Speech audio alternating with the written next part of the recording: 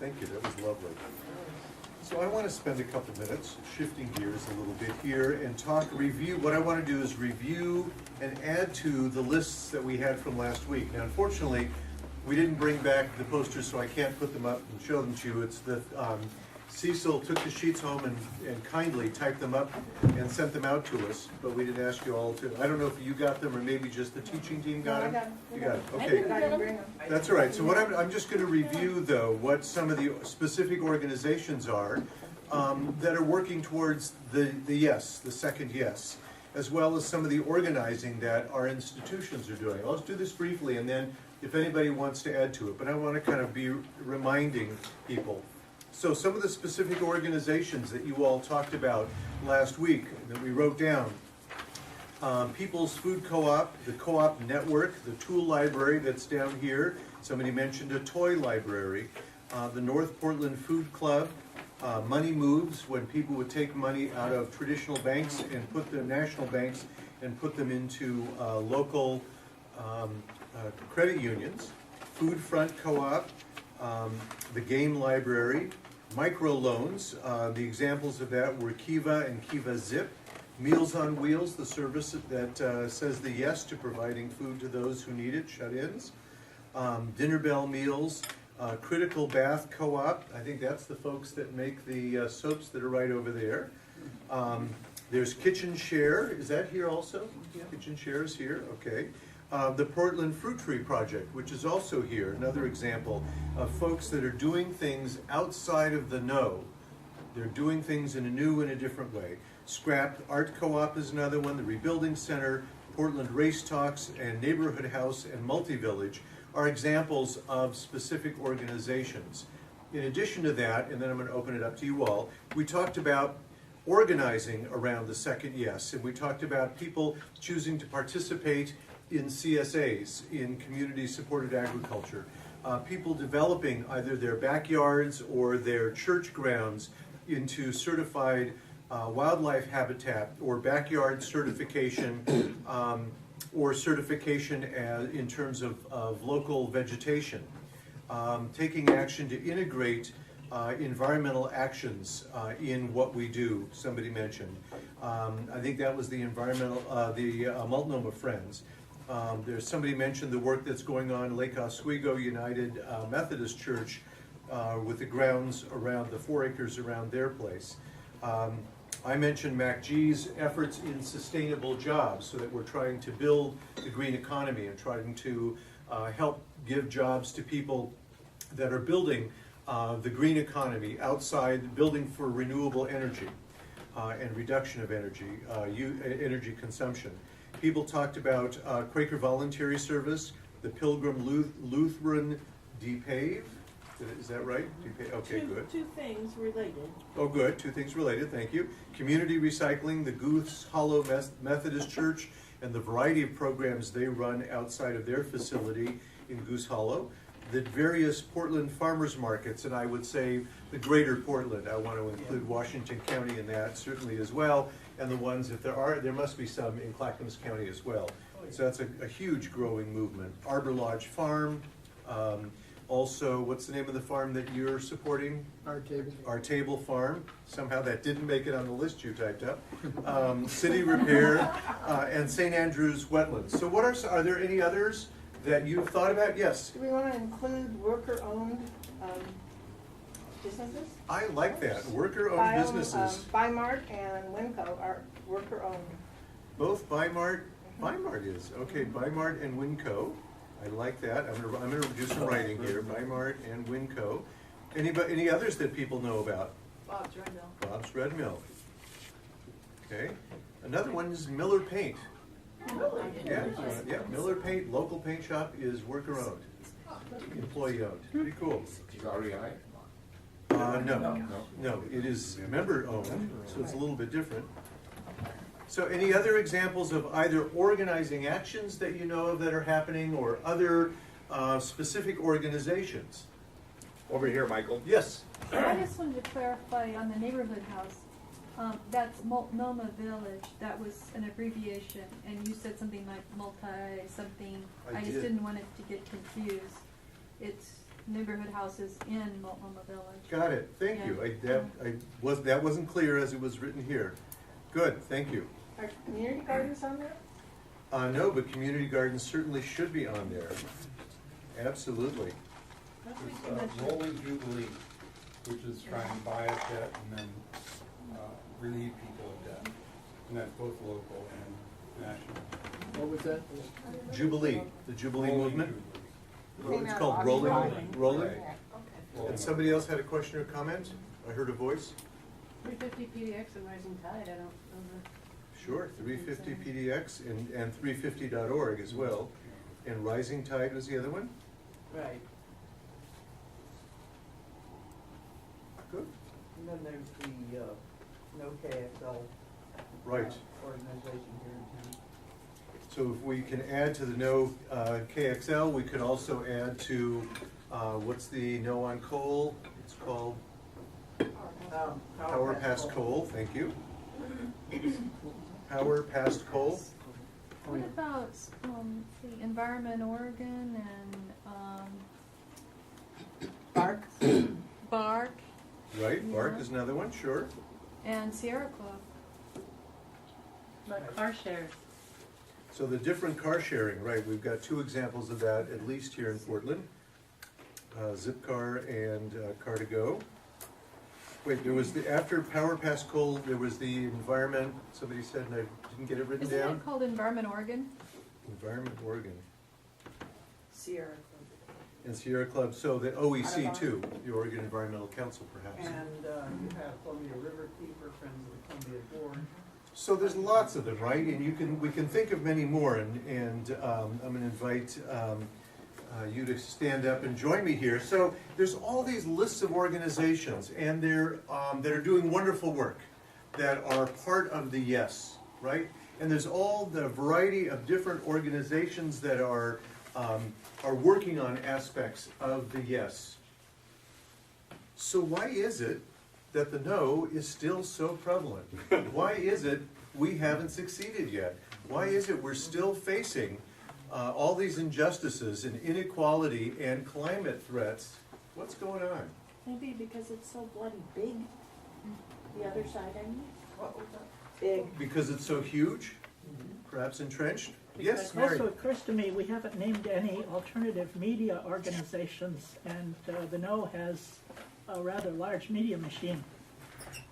So what would be an alternative media? Cable would be one, sure. Yes Magazine, Yes Magazine, okay. One-to-one intentional relational conversations. yes. Who sponsors those? And there's a new radio station called X-Ray. It has Tom Hartman in there, and Carl Wolfson in the mornings. Okay. So, but still, there is this huge no. It is immense. So let's talk about that. How do we move from there to more of this? I think that the huge no is that the huge no has the small yeses fragmented into individual silos. This huge list of tiny little itty bitty organizations. That are not talking to each other and are not collaborating and are not sharing resources and are vying for the same dollar, Scraps.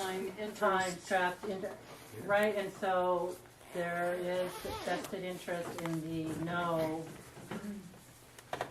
promoting that idea that we're all separate and that each of these issues has nothing to do with the other issue, that it's all in its own little separate silo. So if you're going to care about the environment, go over there, and if you want to care about education, you go over there, but don't talk to each other.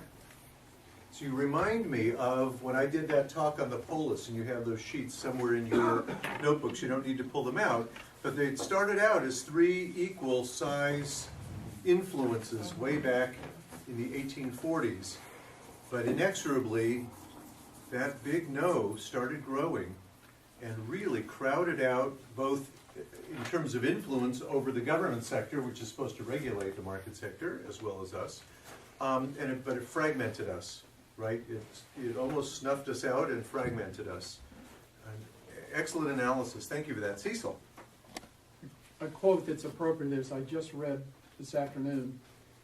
A despot does not require you to love him. He just requires you that you not love each other. Yeah. That should be emblazoned somewhere. Say it again. A despot does not require you to love him. He just requires that you don't love one another. Wow. Some do want you to love them, but that doesn't go very far. It doesn't last very long. So what else can we say about it? Yes, Debbie? Part of it, in American society, is that we've become a culture of things, including big houses, big cars, other things that, by their very nature, use more energy than we really need to use. to Energy and survive. resources. Right. Yeah. And I think more so probably in this culture than in probably any other. I think we're also taught, a lot of folks are taught, that you only feel good when you got something new. You just need more. The whole no is fueled by dissatisfaction. Right. Somebody else has something you don't. And if you want to be with them or like them, you have to go out and buy it. So it constantly creates that negative energy. And the only way to solve it is to buy something. How many of you, yes? Kind of building on that, just a kind of outside view coming from Europe, as I think in the US, the no has been masterful in creating that sense of fear. Yes. And the fear of, it kind of goes along with the fear of missing out, fear of having someone else take away from you, someone just physically attacking you. So again, it's all, they love that fear-driven notion because it has people isolate themselves, literally wall themselves up. And I think that's huge. That fear factor is gigantic. And we have gated communities with snout houses. The snout is the garage, and then you press the garage door, it opens up, you drive in, you close, and you never see your neighbors anyway. How many of you took time to see the Mondragon video? Oh, yeah. So those of you who haven't, I encourage you to do that. It is 35 minutes well spent. But what an amazing example, started by a priest during Franco's Spain, this thing that has grown into 100,000 workers, full-time and part-time, when you add them both together, just in Spain. Major manufacturing. And the whole idea of that is not to get wealth for somebody else, but it is to build a community that shares the wealth. Pretty astounding. That is meant to help a community develop together, cooperatively, collaboratively. Pretty different. And that's on a large scale. Imagine what we could do if we started talking to each other across some of these organizations to make something bigger. Yes, Alice? You slightly misspoke because you said it's just in Spain and it's not. No, the collective part, the cooperative part is in Spain. They have factories in many other countries, but in most of the, in some of the other countries, but not all of them. For example, they have factories in parts of the United States, and guess what? They don't let them do that. So, but yes, in some, right, it goes beyond just Spain. But what a tremendous concept to think about that as a radical idea of working together, like, who mentioned worker-owned businesses? I think you mentioned that as an example. Now, these are small ones that we have here. Bob's Red Mill is probably has the greatest national and international recognition, but still pretty small in terms of employees. But if you ever go there, you know what the difference it is that they make. I would actually add to that also B Corps, B corporations, whose good is not just for the shareholders, but they're allowed to do things that are good for the customers. What a concept. I'm thinking of places like New Seasons is a B Corp. I don't even know who all the other ones are, but it's a different kind of a corporate structure that means you don't just have to be beholden to shareholders, right? You can be beholden, you can do good for the community. I love it. Yeah. Other comments on this? People we haven't heard from? Yeah. I was thinking about some of these micro loan companies, Kiva, Heifer International. I got a letter recently from one of I've been supporting a child, different children over the decade. He's one, sent a letter this time that said, we started buying goats for these families. And we found out, we've done our survey, we found out that 75% of our goats have now reproduced. And what's happening is, so it's going to be a matter of, you're not so much sending your money over anymore, because you're going to be generating your own money. This building capacity. I thought what a lovely shift for these adopted child organizations to shift to that mode instead. I don't know if that ties in exactly what you're doing, I just figured that. So we have microloan societies all around us here that we don't know about. The Latino community does a lot of micro lending to each other. The Asian community does micro lending within the community because they have felt the need to support each other. And it's interesting, so I have a daughter, the Muslim community, well, it turns out, so does the Jewish community. I didn't know about this. My daughter is going to school in Berkeley, at UC Berkeley, and she was facing massive debt, and turns out somebody sponsored her for a Hebrew free loan. So she got a loan every year. She has to start paying it back right away, but she got a loan, 0 interest loan, to help her pay for her college experience. It's just tremendous. Yeah, so it's what these are. It works the same way as Kiva, where you decide who you're going to lend to. And it's you choose to put your money at risk. And the vast majority of times, and people who do that, don't lose their money. They're not making tons of money, but you know what? They're making the community. And I realize the Hebrew free loan, an example of that, is from Fiddler on the Roof. How many of you are familiar with Fiddler? So when Tevye loses his cow, the community loses their milk. So they chip in so Tevye can get another cow that will produce milk so the community can have milk. And because the community buys the milk, Tevye gets to pay back the loan. Works well. Other concepts, other things before we move in. Yes? I mean, there's investment firms, and most of our collective money goes to support who knows what, but certainly the big oil companies and whatnot. I recently had to roll over my 401k money and made a connection with a firm called Progressive Assets Management that's local in this area, and was able to actually move my money into a socially responsible fund. And actually the person who is connected with that company is a member at First Unitarian and involved in their Earth Concerns work, and he's actually going to do a presentation at our church on socially responsible investing. Actually, it's called Sustainable SRI, Sustainable, the acronym is not. I is probably investments though. Impact investing. Impact, okay, good. Well, that just makes me think about why with all this like incredible creativity and ingenuity and energy going into all these incredible things, right? So why is the no still so huge? And a piece of that is because their money is organized. Yeah. I mean, it's organized people and organized money. And so and it looks like there's a lot of disorganization here, right? And not much money. And not much money, right? But that's not necessarily true, right? That also makes me, just another example of that is that the Power Past Coal Coalition, right? Totally bankrolled by the Sierra Club, right? Which was given a huge amount of money from Michael Bloomberg, right? Okay, well, that was an incredibly effective campaign, still is, here, right? Because Sierra Club organized it. It was organized money, right? There's still so many battles to be fought, right? But who's gonna bankroll it? And how is that money gonna get organized to be able to focus the energy? I think that's a huge, huge issue about this question. It is a huge piece. But money, is organized, and money is how things happen. Yes. What do you think about the type of people that,